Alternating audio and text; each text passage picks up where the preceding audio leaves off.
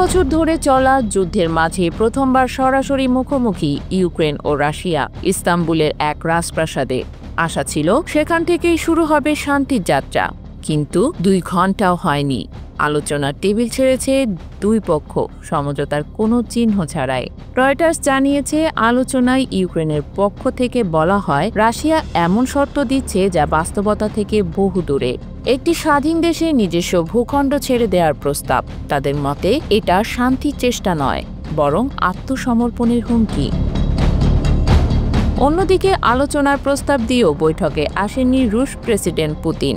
NATO মহাসচিব মন্তব্য করেছেন, মাঝারি স্তরের প্রতিনিধি দল পাঠিয়ে পুতিন আবারও প্রমাণ করলেন শান্তি তার উদ্দেশ্য নয়। বৈঠকের পরপরই প্রেসিডেন্ট জেলেনস্কি যুক্তরাষ্ট্র, ফ্রান্স, জার্মানি ও পোল্যান্ডের নেতাদের সঙ্গে সরাসরি ফোনে কথা বলেন। তিনি অনুরোধ করেন রাশিয়া যদি যুদ্ধবিরতিতে না আসে তাহলে তাদের উপর আরও কঠোর নিষেধাজ্ঞা দিতে হবে।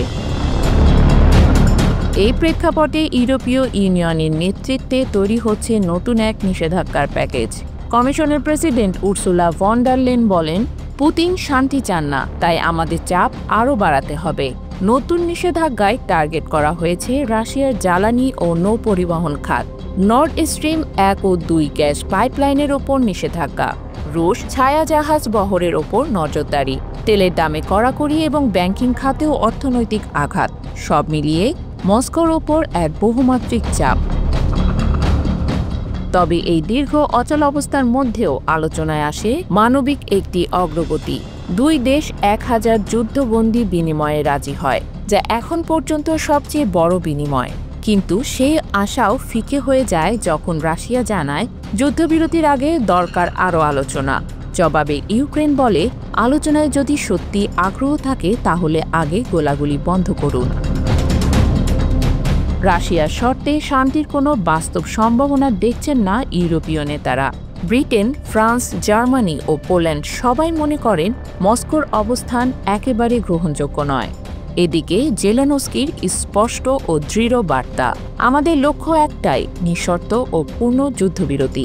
শান্তির জন্য সেটাই প্রথম এবং অপরিহার্য পদক্ষেপ। বহুল প্রতীক্ষিত এই আলোচনা শেষ হলো কোনো দৃশ্যমান অগ্রগতি ছাড়াই। চাপ, শর্ত আর পাল্টাপাল্টি অবস্থানে থেমে গেছে শান্তির সম্ভাবনা। যে বৈঠকে অনেকেই দেখছিলেন যুদ্ধ থামানোর শেষ সুযোগ হিসেবে, তা শেষ হলো নতুন অনিশ্চয়তার ইঙ্গিত দিয়ে।